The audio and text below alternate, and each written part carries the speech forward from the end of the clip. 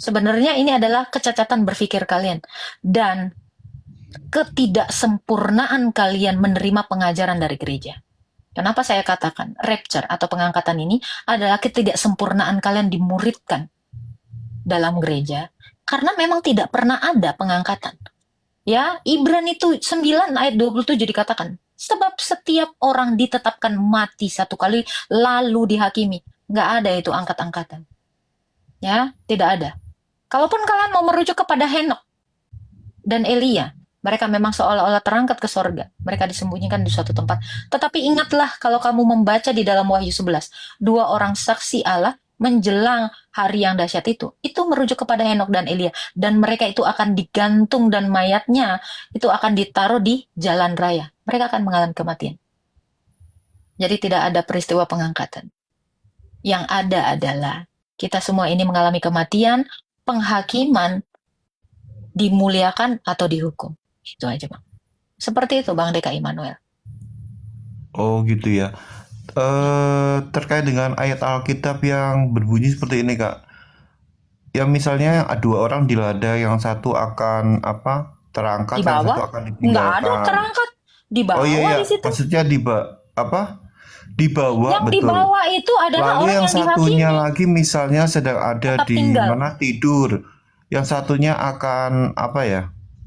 Coba Pokoknya yang dibaca satunya akan konteksnya. ditinggalkan itu loh Kak. Itu Coba baca maknanya konteksnya. gimana itu? Baca konteksnya. Kalian ini kan Apa mau Kak? membenarkan teologi orang-orang ya. Siapa namanya? John Darby ya. Teologi rapture ini baru ada itu di abad 19, tahun 2000-an. Sejak dulu tidak ada ini. Ya, kamu baca. Dua orang, ada yang satu di ladang, yang satu di bawah. Yang di bawah itu yang dihakimi. Yang tetap tinggal itu adalah orang-orang yang akan bersama-sama dengan Allah. Nah, itu pun kamu tidak baca konteksnya. Di bawah itu tidak sama dengan diangkat. Kalau saya membawa laptop, apakah artinya laptop saya terangkat? Baca yang benar. Di bawah konteksnya gimana Kak? Mohon maaf. Ya, Ci, silakan baca dulu aja. Baca dulu aja. Biar kamu memahami itu ayat. Pak, Oke, jika oke. ada dua orang di ladang, mana ada dikatakan diangkat?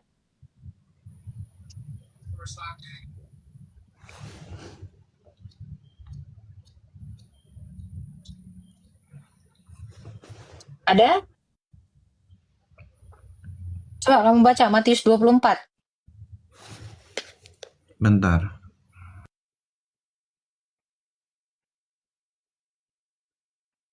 Jadi dikatakan ya, pada waktu itu kalau ada dua orang di ladang, yang seorang akan dibawa dan yang lain ditinggalkan. Kalau ada dua orang perempuan sedang memutar batu gilangan, seorang akan dibawa, yang lain ditinggalkan. Mana ada diangkat? Bacanya nggak jelas kalian. Dibawa, bukan diangkat. Nggak ada itu.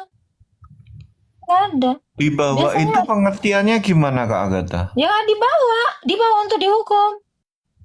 Oh, dibawa untuk dihukum. Iya. Jadi nggak ada Berarti itu dia akan diangkat-angkat. mengalami kematian gitu Hubungan maksudnya. Ya, hubungannya apa dengan pengangkatan? Dibawa dengan diangkat sama enggak? Ini baca Alkitab yang benar dong. Kalau saya bawa Iya laptop, ya, apa mungkin artinya mungkin laptop saya terangkat? ada beberapa yang mispersepsi. Setelah dijelaskan kan berarti kan dibawa. Konteksnya dibawa itu apakah dia meninggal atau bagaimana ya? Makanya kamu baca dulu. Kamu tadi menarasikan ayat itu. Matius 24 ayat 40 itu. Apa konteksnya? Kamu harus paham dulu.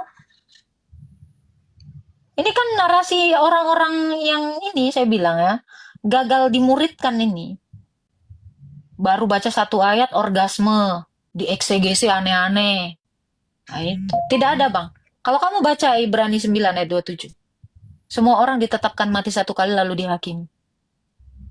Gitu. Oke Silahkan oke dibaca. Kak Agatha. Mungkin biasanya itu 1 Tesalonika 14 ayat 17. Biasanya itu ayat-ayat rapture itu biasanya itu. Padahal itu adalah penghiburan yang diberikan Rasul Paulus kepada orang di Tesalonika. Nih saya kasih tahu sekalian ya. Jadi jemaat di Tesalonika ini asbabnya ya, asbabun nuzulnya surat Rasul Paulus ya. Anjas kita pakai asbab. Oke. Jadi di situ orang-orang Tesalonika itu mereka berduka cita. Karena mereka ini berpikir seperti ini, oh mereka udah terangkat sama Yesus, kami enggak, kami masih tinggal. Ya, mereka sudah mati kan, mati dikuburkan kan. Mereka kira mereka itu ini. Terus Rasul Paulus itu menghibur mereka. Sekali-kali, ya, sekali-kali kita yang belum mati ini tidak akan mendahului mereka. Mereka memang dulu dibawa ke Firdaus, lalu nanti kita akan diubahkan menjadi tubuh yang sama dengan Kristus. Kita juga akan menyongsong mereka. Menyongsong mereka setelah kita mati. Bukan artinya kita hidup-hidup diangkat sama seperti orang yang udah mendahulu, yang udah mati. Bukan. Iya, iya. Akan. Kita juga nanti akan bersama-sama menyongsong Tuhan Yesus. Berarti kita mengalami kematian dulu. Sebab ini adalah penghiburan. Nah, kalau kamu baca poinnya di yang terakhir ya. Nih udah dari 2 tahun yang lalu saya jelaskan rapture ini. Ya, bentar. 1 Tesalonika 4. Kamu punya?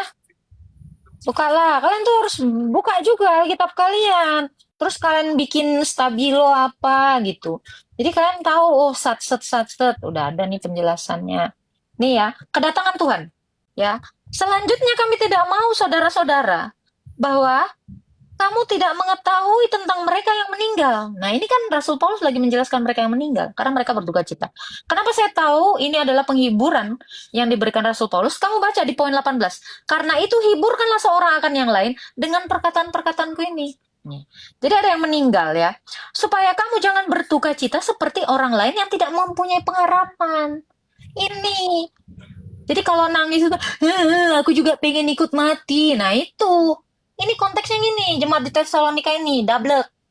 Tuh ya. Jadi karena dia tinggal mati, dia juga pengen mati gitu rasanya. Nih, ya. Karena jikalau kita percaya bahwa Yesus itu mati dan telah bangkit, maka kita percaya juga bahwa dengan perantaraan Yesus, Allah akan mengumpulkan bersama-sama dengan dia mereka yang telah meninggal. Ya. Hal ini kami katakan kepadamu dengan firman Tuhan, kita yang hidup, yang masih tinggal sampai kedatangan Tuhan, berarti masih hidup nih, masih napas. Sekali-kali tidak akan mendahului mereka yang telah meninggoy. Sebab pada waktu aba-aba diberikan, waktu pemimpin malaikat berseru, sangkakala Allah berbunyi, maka Tuhan sendiri akan turun dari sorga. Mereka yang mati dalam Kristus akan lebih dahulu hidup. Mereka yang hidup di dalam Kristus itu adalah orang-orang yang percaya. Ini lebih dahulu dibangkitkan. Dan orang yang tidak di dalam Kristus itu juga dibangkitkan untuk dihukum. Jadi kita semua, baik yang sudah mati maupun yang belum mati, kita ini disebut orang-orang hidup. Ya, oke. Nggak usah dieksegese, baca aja lurus. Ini ya. Sesudah itu kita yang hidup dan masih tinggal, kan diangkat bersama-sama dengan mereka dalam awan menyongsong Tuhan di angkasa. Demikianlah kita akan selama-lamanya bersama-sama dengan Tuhan.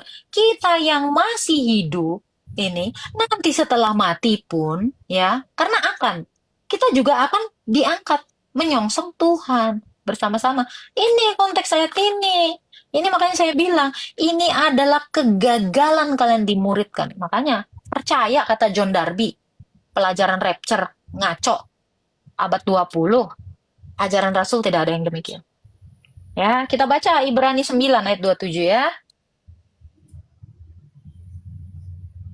Kita buka lagi. Ya. Ini biar kalian tahu, kita ini harus mengalami kematian. Tidak mungkin. Mungkin nggak Bang Deka?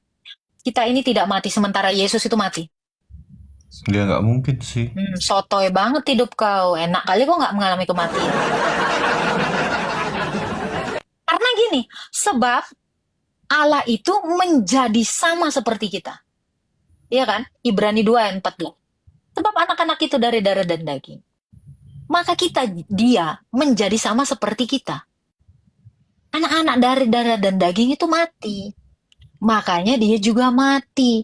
Ini dia udah menjadi seperti manusia, terus kau jadi seperti Allah. Kagak mati. Gila. Iya, betul. Nah, ini ya, saya bacakan ya. Kematian. Ibrani 9 ayat 27. Ini saya bacakan ya. Sama seperti manusia ditetapkan untuk mati hanya satu kali saja. Sesudah itu ia dihakimi. Enak banget lu kagak mati. Jangan ada lagi yang mengajarkan rapture ya. Ini ajaran sesat ya. Ini yang Iya. memperkenalkan ajaran rapture ini adalah John Darby tahun 1928.